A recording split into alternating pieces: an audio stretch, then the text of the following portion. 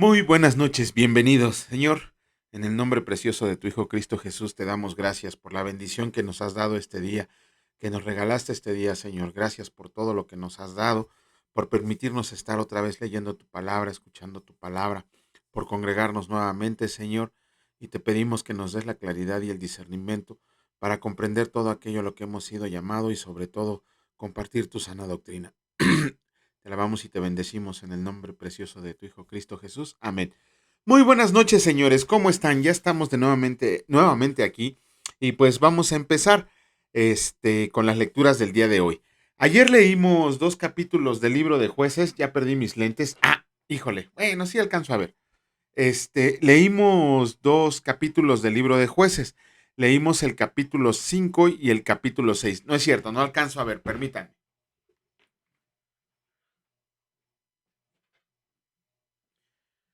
Ahora sí, ya puedo ver mejor porque luego me hacen falta mis lentes, según yo no, pero sí. Ok, ayer leímos el capítulo 5, el famoso Cántico de Débora. En el Cántico de Débora podemos ver que es una narración de la historia de Israel, cómo había sufrido por su desobediencia y rebelión. Y ella menciona que desde el último juez que habían pasado, que este era Samgar, inclusive los israelitas se escondían de los caminos por miedo a las bandas de ladrones que tanto proliferaban, porque como habían vuelto a hacer lo malo ante los ojos del Señor, pues el Señor las había dejado sin la bendición. Ajá. También en el Cántico de Débora vemos que se narra cómo algunas tribus apoyaron a Israel, se unieron para vencer a sus enemigos, pero también acusa a algunas tribus que se quedaron del otro lado del Jordán para no ayudarles. O sea, ellos así como que se mantuvieron neutrales. Ajá. Y las demás tribus, obviamente para saber qué tribus fueron, pues hay que ver el capítulo 5. Ahí está bien clarito, ahí no hay necesidad de explicar qué tribus eran, ¿no? También vemos que nos cuenta cómo Débora y Barak enfrentaron la batalla. De hecho, recuerden que cuando leímos ayer que fue una mujer llamada Jael la que acabó con el capitán tan temido del ejército de Javín, Sisara, ¿no? Eh, ¿Por qué? Porque Barak no creo que haya sido por miedo, como ayer les comentaba, sino que fue más bien por el desprecio que sentían hacia las mujeres, que una mujer estuviera como juez de Israel. Entonces Barak le había dicho a Débora que sí iba siempre y cuando ella lo acompañara. Débora dijo, sí, son de esas mujeres que no se echan para atrás, ¿no? Débora dijo que sí, pero también le advirtió que ¿cómo se llama? Que la victoria iba a ser para la gloria de una mujer. Y ahí vemos en la aparición de Jael, donde ella atraviesa con una estaca las sienes de Sisara. Y precisamente hablando de Jael, vemos ahí, y hoy le pregunté a una persona que profesa la religión católica, si solamente a María se le había dado el nombre de bendita entre todas las mujeres. Y él dijo que sí, que sin lugar a dudas, que no había ninguna otra mujer a la que se le hubiera dicho eso. Y sin embargo vemos que en la palabra de Dios, en el cántico de Débora, a Jael se le menciona dos veces bendita entre las mujeres, ¿no? O sea que hay dos mujeres en la Biblia, en la palabra de Dios, a las cuales se les dice bendita entre las mujeres, tanto a María como a Jael. Y luego de ahí llegamos al capítulo 6 de Jueces. Ok, vemos que está Gedeón, ¿cómo se llama su tribu? De la tribu de Manasés, que era de los más pobres de la tribu de Manasés y que él estaba escondiendo el trigo porque ya no tardaban en medir las bandas de ladrones a quitárselo. Y cuando estaba en eso se le apareció el ángel del Señor. Uy, ¿quién es el ángel del Señor? ¿Por qué a veces aparece nada más la palabra un ángel del Señor y a veces por qué aparece la palabra el ángel del Señor? Ok, el ángel del Señor no es otra cosa, no es otra persona, sino que el mismo Señor Jesucristo. En una apariencia, y voy a decir esta palabra que a un escucha no le gusta que le diga porque dice que es una mala doctrina, ahorita lo explico, que aparece el Señor Jesús en una apariencia preencarnada. Ok, el otro día alguien me acusaba que de dónde había tomado esa doctrina. Le dije, no, no es una doctrina, no sé por qué él decía que era una doctrina. Le dije, no, no es una doctrina, Simplemente, como les expliqué en videos anteriores, la palabra preencarnada significa antes de su encarnación. El prefijo pre es como antes de, y encarnación, pues sabemos que es la encarnación del verbo de Dios en el Señor Jesucristo. Por eso a veces yo digo la palabra preencarnación, porque es cuando se aparece el ángel del Señor varias veces en el Antiguo Testamento. Ajá. Eso es a lo que me refiero cuando digo preencarnada. No es una doctrina, no es algo, ni siquiera la palabra viene en la Biblia, simple y sencillamente es decir, antes de su encarnación. Entonces, para evitarnos el gasto de saliva de decir antes de su encarnación, pues ponemos preencarnación. Muchos no lo entienden. Es como cuando una vez tuve un debate con un argentino que decía él que donde decía que Dios era sobrenatural. Le dije, no, es que es sobrenatural porque está por encima de la naturaleza, pero él no lo comprendía y de hechicero y ocultista no me bajó. Y le dije, no, pues que nada más toma un diccionario y busca el concepto de palabra sobrenatural. Lo que pasa es que muchas veces o no tenemos la preparación o nos aferramos a algunas ideas que nos han enseñado y por eso cuando escuchamos una nueva palabra, se nos hace raro y pensamos que estamos hablando mal o estamos dando una mala doctrina. La palabra preencarnación ni siquiera es una doctrina. O sea, no entiendo por qué hace tanta fiesta este señor o tanta pelea acerca de la palabra preencarnación. No es una doctrina, simple y sencillamente es decir antes de Jesús, antes de su encarnación. Pero bueno, ojalá lo entienda, si no, pues hay que estudiar un poco más. Ajá. Vemos ahí que el ángel del Señor no es otra cosa, no es otra persona, sino que la segunda persona de Trinidad, de la Trinidad, la persona de Jesucristo. Pero también el mismo ángel del Señor nos muestra que Jesucristo es Dios. Ajá. ¿Por qué? Vamos a ver algunos versículos de los muchos que hay. El primero, ¿se acuerdan cuando se le apareció a Agar, a la que le dio un hijastro a Abraham, a Ismael, y que Sara la corrió al desierto junto con su hijo y cuando estaba a punto de morir, se le apareció el ángel del Señor? Ajá, así lo dice claramente, se le apareció el ángel del Señor, pero Agar lo llama el Dios que ve. Génesis 16:13. O sea que para Agar, la persona de Jesucristo y Dios mismo eran la misma persona. El ángel del Señor y Dios eran la misma persona. Génesis 16:13. Luego, cuando el ángel del Señor habló con Abraham en el monte Moriah, se identificó como yo soy, como Yahweh, como Yahvé. Ajá, eso, o sea, estábamos diciendo que el ángel del Señor y Dios son la misma persona. Jesucristo es la misma persona que Dios. Podemos ver en el capítulo 16, versículo 13 del libro de Génesis. Luego, perdón, ese es el primero. Este de cuando habló con Abraham lo podemos ver en el capítulo 22, versículo 6 del libro de Génesis. Luego, a Jacob se le presentó como el ángel de Dios en Betel. Ajá. Y eso está en Génesis 31, versículos 11 al 13. En la zarza ardiente, imagínense, ¿no? En la zarza ardiente era el ángel del Señor, ajá, el que apareció. Eso lo vemos en el capítulo 3, versículo 2 del libro de Éxodo. Pero Moisés cubrió su rostro porque tuvo miedo de mirar a Dios. Híjole, si con eso no entienden, yo no sé qué les va a hacer entender. Es el libro de Éxodo, capítulo 3, versículo 6. Luego, dice la palabra, en Éxodo también, dice Dios que había ido delante de Israel en columna de nube. Ajá, eso lo dice en el capítulo 13, versículo 21 del libro de Éxodo. Ajá, él era el mismo ángel del Señor. Lo vemos en el capítulo 14, versículo 19 del libro de Éxodo. Ajá. Gedeón, lo leímos ayer en el capítulo 6, que tuvo miedo de morir porque vio al ángel del Señor, porque él estaba viendo a Dios. Eso lo vimos ayer en el capítulo 6, versículos 22 y 23. Cuando Jacob, ¿se acuerdan de la lucha de Jacob contra el ángel del Señor? Eh, Dice Oseas en el capítulo 12, versículos 3 al 4, que luchó con Dios. Hay muchos más versículos que tratan del ángel del Señor. Está cuando se le aparece a David, cuando hace un censo sin permiso. Está, ¿dónde más está? Está con Manoa cuando se le aparece que nace Sansón. está donde más. Hay varios más donde se aparece el ángel del Señor, pero tenemos que comprender que el ángel del Señor, con estos versículos que acabamos de ver y otros más, concluimos que cuando la palabra dice el ángel del Señor, hace referencia al Señor Jesús, a la segunda persona de la Trinidad, pero que la misma palabra nos muestra que es Dios mismo. Entonces ya no tenemos que tener duda. Cuando la palabra diga el ángel del Señor, se está refiriendo a Jesucristo. Ajá. Cuando diga un ángel del Señor, puede ser cualquiera de los miles de millones que tiene. Ajá.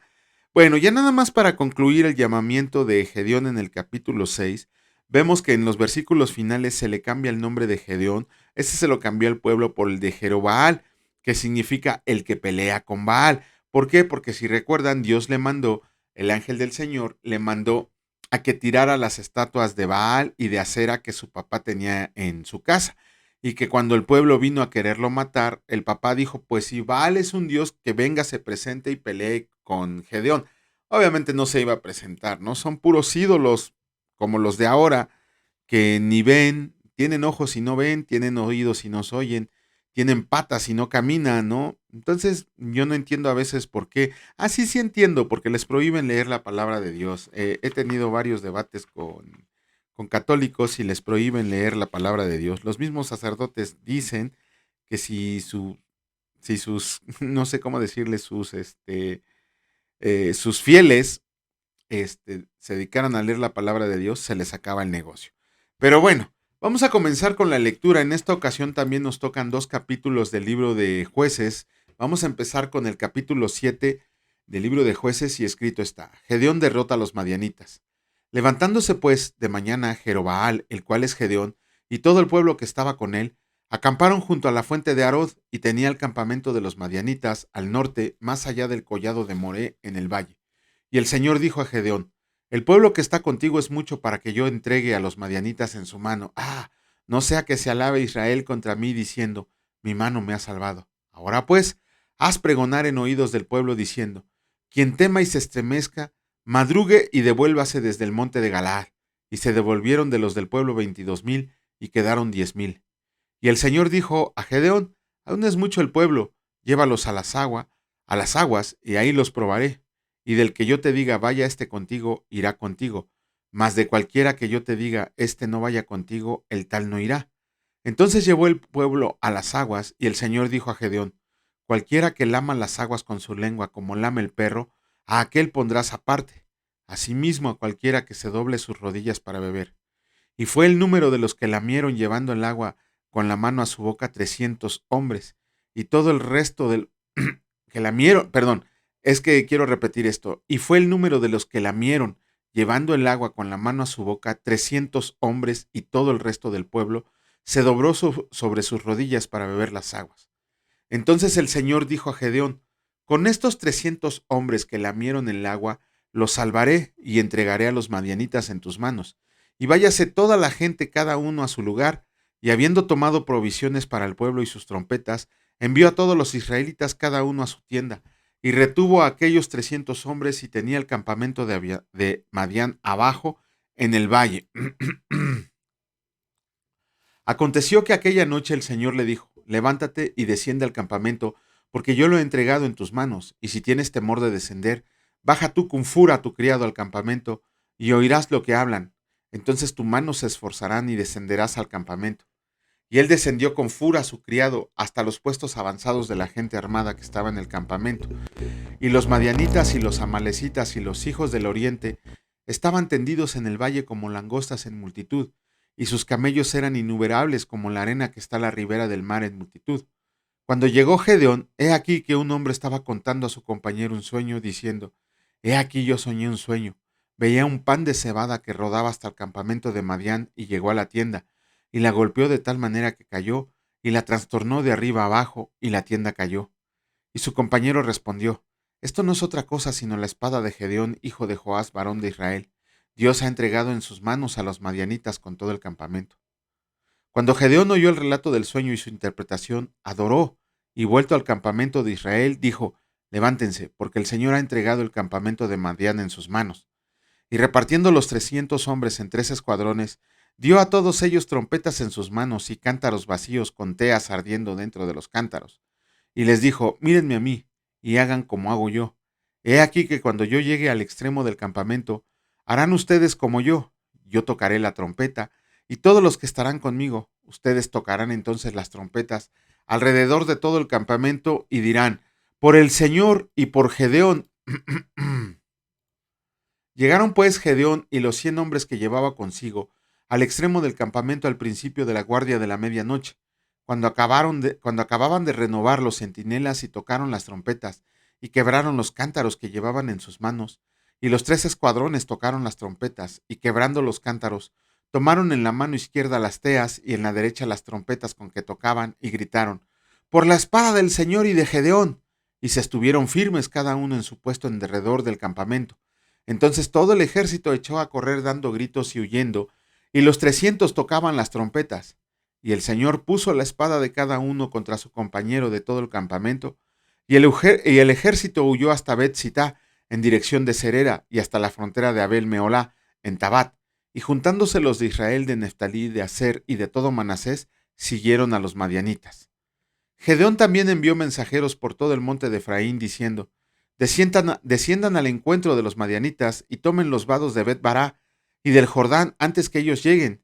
Y juntos todos los hombres de Efraín tomaron los vados de Bet-Bará y del Jordán, y tomaron a 2 príncipes de los madianitas, Oreb y Zeeb, y mataron a Oreb en la peña de Oreb, y a Zeeb lo mataron en el lagar de Zeeb. Y después que siguieron a los madianitas, trajeron las cabezas de Oreb y de Zeeb a Gedeón al otro lado del Jordán. Capítulo 8 del libro de Jueces. Escrito está: Gedeón captura a los reyes de Madián. Pero los hombres de Efraín le dijeron, ¿qué es esto que has hecho con nosotros, no llamándonos cuando ibas a la guerra contra Madián? Y le reconvinieron fuertemente, a los cuales él respondió, ¿qué he hecho yo ahora comparado con ustedes? ¿No es el rebusco de Efraín mejor que la vendimia de Abiezer? Dios ha entregado en sus manos a Oreb y a Zeeb, príncipes de Madián. ¿Y qué he podido hacer yo comparado con ustedes? Entonces el enojo de ellos contra él se aplacó, luego que él habló esta palabra.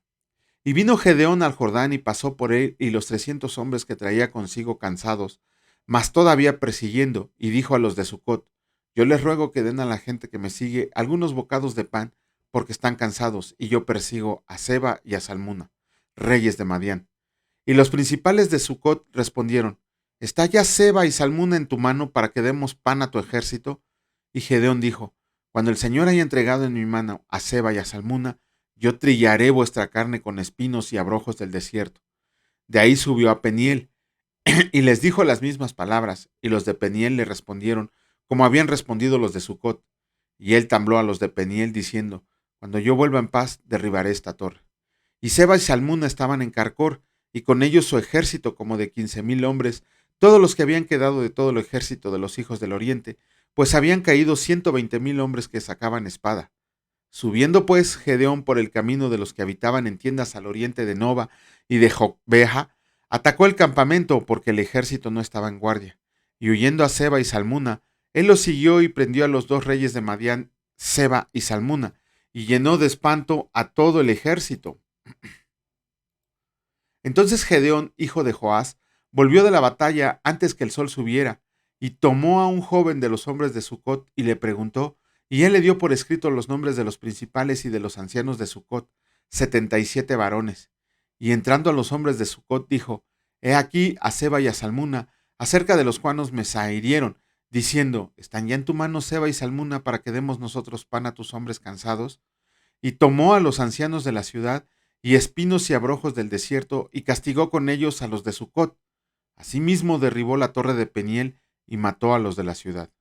Luego dijo a Seba y Salmuna, ¿qué aspecto tenían aquellos hombres que mataron en Tabor? Y ellos respondieron, como tú, así eran ellos, cada uno parecía hijo de rey. Y él dijo, mis hermanos eran hijos de mi madre. Vive el Señor que si les hubieran conservado la vida yo no los mataría.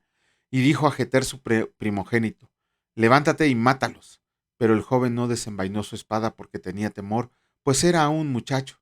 Entonces dijeron Seba y Salmuna, levántate tú y mátanos, porque como es el varón, tal es su valentía.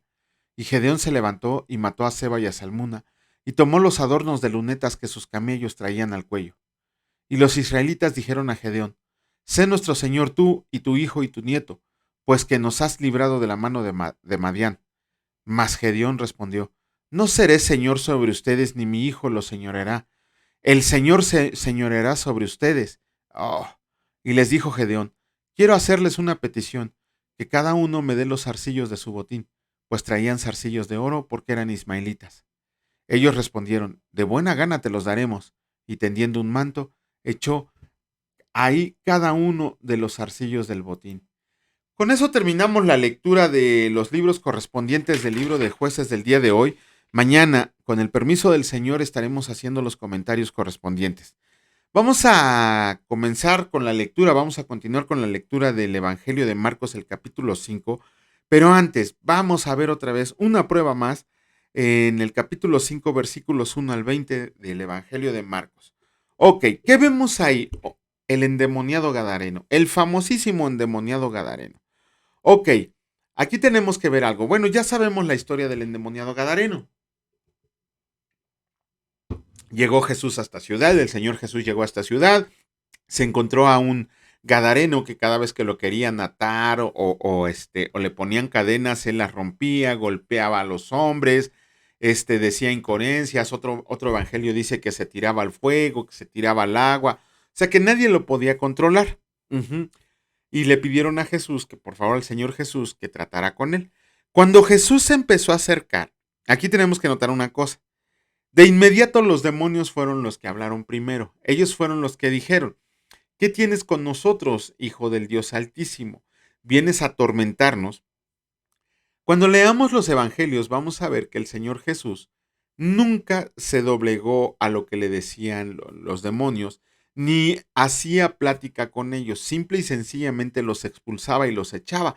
Bien dice la palabra que qué caso tiene Jesucristo con Belial, ¿no? Entonces el Señor Jesús jamás les tomó importancia, jamás les dio una plática, jamás se puso a platicar con ellos, como vemos en las películas, ¿no? Por ahí ahorita una película que se está estrenando en donde un sacerdote platica con un demonio, ¿no? Es totalmente antibíblico, por eso les digo que son puras payasadas. El Señor Jesús llegaba y echaba fuera, nada de estar platicando. Sin embargo, aquí vemos que el Gadareno, más bien los demonios que estaban dentro del Gadareno, el Señor Jesús, sabiendo la respuesta, le preguntó que cómo se llamaba. Y el demonio que estaba como líder le contestó que se llamaba Legión porque eran muchos. De ahí nada más el demonio vuelve a hablar y le dicen al Señor Jesús que por favor les permitiera meterse a los cerdos que estaban ahí pastando juntos. Ajá, ok. Vemos ahí que el Señor Jesús les hizo así y aquellos demonios se fueron a meter a los cerdos. En el Evangelio de Marcos es el único que dice cuántos cerdos eran. Eran casi 2000 cerdos. Imagínense nada más cuántos demonios tenía este pobre hombre adentro, cuántos espíritus inmundos tenía este pobre hombre adentro. Por eso estaba tan mal este cuate, ¿no? Pero el Señor Jesús se los expulsó y todavía más mandó a los cerdos a que se despeñaran, que se tiraran por un despeñadero al mar y todos se ahogaron. Ajá. Cuando pasó esto, también pasan dos cosas. Ajá. Vemos que cuando el Gadareno se vistió, se cambió, se lavó y todo esto, cuando los de la ciudad llegaron a ver al Gadareno y lo vieron ahí, se sorprendieron y cuando le contaron los de los cerdos, vemos que estos cuates le pidieron al Señor Jesús que se fuera, le tuvieron miedo. Probablemente no eran ellos los que estaban hablando. Si un solo hombre tenía 2000, imagínense el contaminadero que había hecho. Entonces seguramente eran los demonios los que estaban hablando por este hombre y por eso no querían que Jesucristo estuviera ahí, porque iba a acabar con todos. Ajá.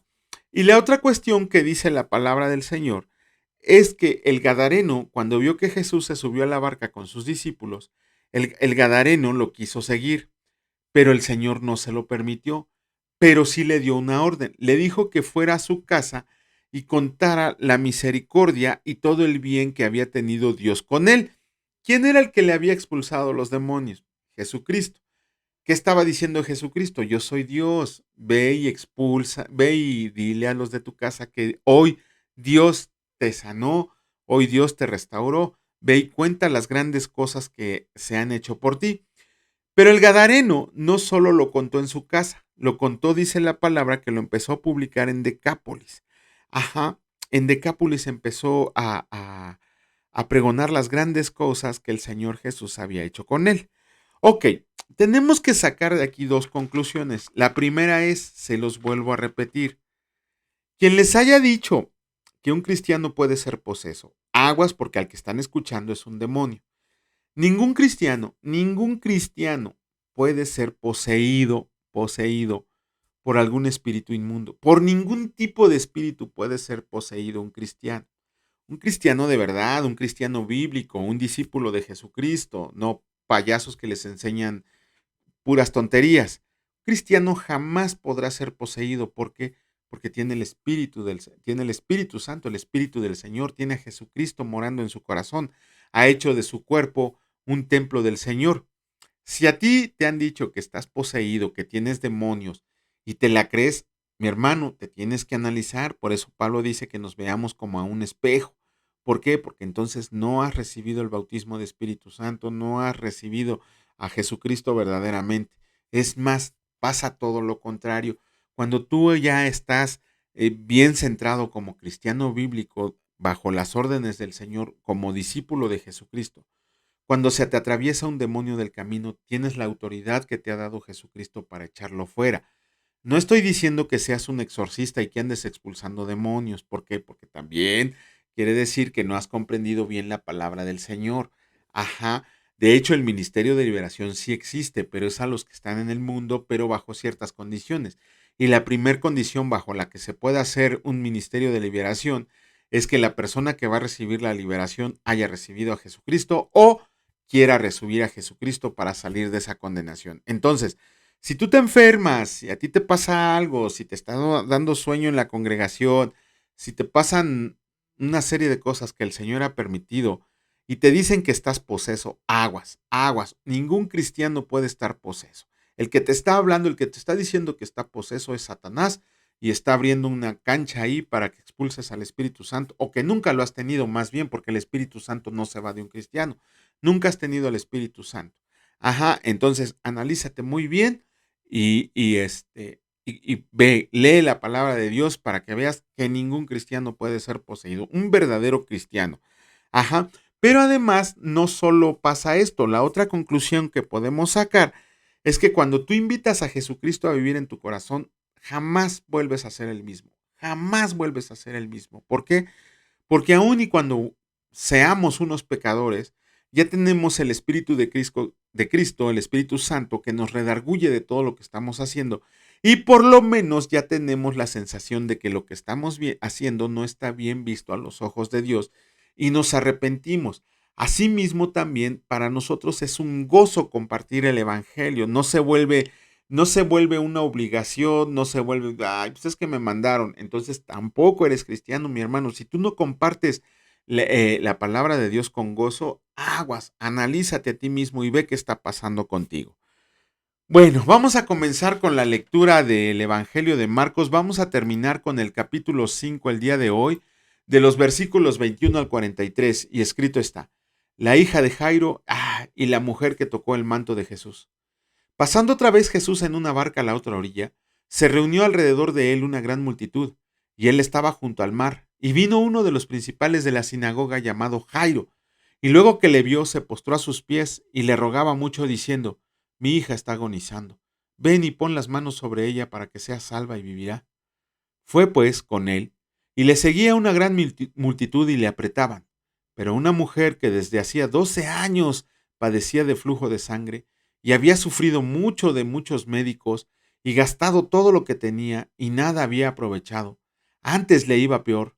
Cuando oyó hablar de Jesús, vino por detrás entre la multitud y tocó su manto, porque decía, si tocara tan solamente su manto, seré salva. Y enseguida la fuente de su sangre se secó, y sintió en el cuerpo que estaba sana de aquel azote.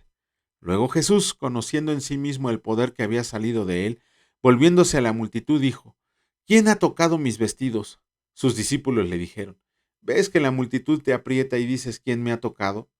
pero él miraba alrededor para ver quién había hecho esto. Entonces la mujer, temiendo y temblando, sabiendo lo que en ella había sido hecho, vino y se postró delante de él y le dijo toda la verdad.